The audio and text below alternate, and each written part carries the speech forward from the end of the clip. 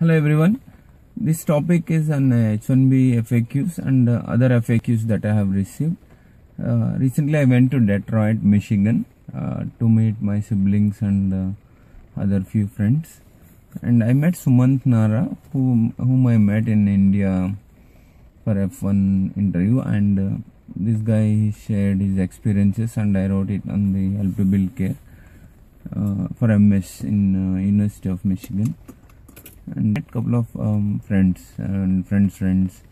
I met a doctor, and he came from Texas to Michigan. I asked the questions that I received from students MBBS who are pursuing MBBS in India. One, second, who are working as a doctor in India. Some I know through some other doctor colleagues. The first question is, you cannot come for work in India as a doctor. That is one. I mean, that is H1B is only for IT, highly skilled labor. One. Second, as a doctor, as a medical student, you cannot apply for jobs in US. That's what. And second, what the gentleman informed, I shared it in Help to Build Care. Please go through those two websites, which has all the information related to pursuing of medicine here.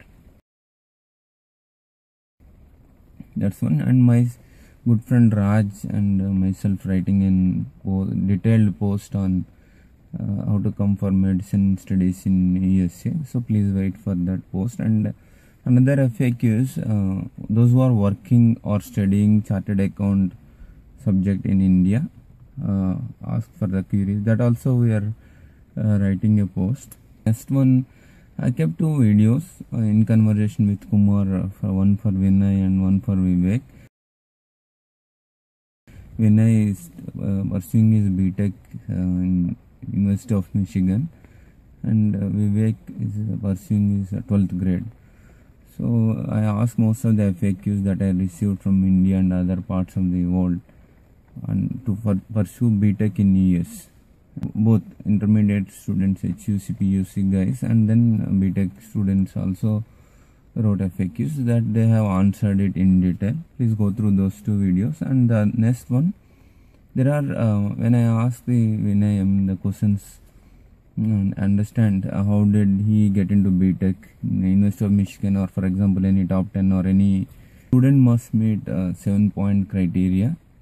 So the 7 points he has to meet. I mean, not just only the scores, GPA, and then volunteer service, and then his credentials, sports, games, music.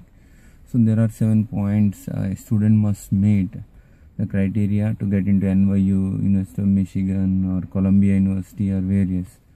That is what I missed that point. When I met a student who is doing medicine here. It takes 15 years. For example, the student I met is 19 years. By the age of 32, 35, he may become a doctor here. So he has to go through that long career. The advice is those who did MBBS and MD in India, it would be easy to pursue studies rather than only come with MBBS. The guy I met, he's trying to finish 4 years in 3 years. It's really hard work, lot of hard work, and they don't have, that boy has no time to record my FAQs 2 to 5 minutes. I mean, they are very focused and very busy in studies, and they know what they are doing, and yeah, that's and he may record probably and send the link, then I will share it to you. So one, in conversation with Ravi, part 2 we didn't get time to record it, and the points I want to brief. What he advised, or the guys whom I met in Michigan working in various firms, what I understand, I mean, accept as it is, you don't need to criticize. I'm just sharing the views that I gathered and talked to guys. When you are student either in India or here, what you need to do is you have to focus on, there are 3 areas in IT: development, maintenance, and testing. Development is like architecture or designing or programming side.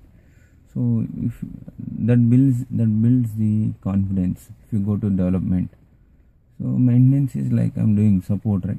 So those who don't have much of don't take it in the negative way. Support is like those who don't like the programming, they come into the system admin, Windows, Unix admin, of course Unix stuff, and the system admin maintenance side. So those who don't do this also will go for testing.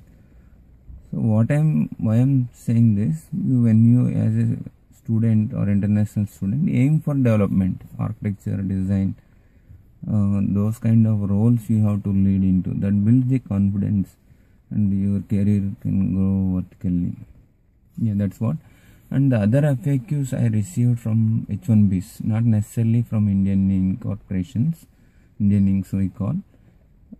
Some they are working through companies, so their kids, and this video is purely for education. So I met and I receive emails. I met various places where I work or friends who are. So they are not from Indian incorporation. They are from Indian companies, and their kids, they might be here.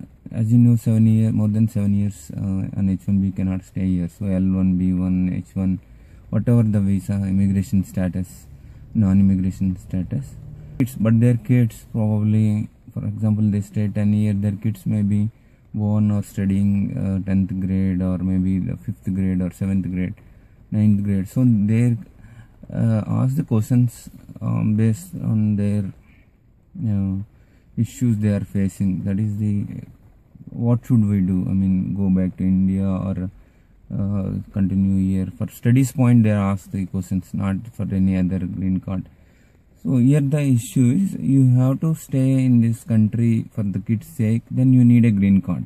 Then you have to opt for Indian consulting incorporations. 1.1. Answering only on par with the kids' education aspect or the questions I received, not for any other. If they relocate to India, where to fit in, like they study till 10th grade year and then go back. So I also shared that experience to them in person or by email. So point 2 is they have to continue here for better prospects, and that's what Vivek interview I took for that purpose. Was that interview, it will answer the questions what they have here, and then Vinay's interview, that is BTECH. So they have plenty of opportunities here because of the global opportunities, and then lot of stuff. So many wide variety, and that is the reason I took their interviews posted in detail. So please go through it. Yeah, thank you for watching this video.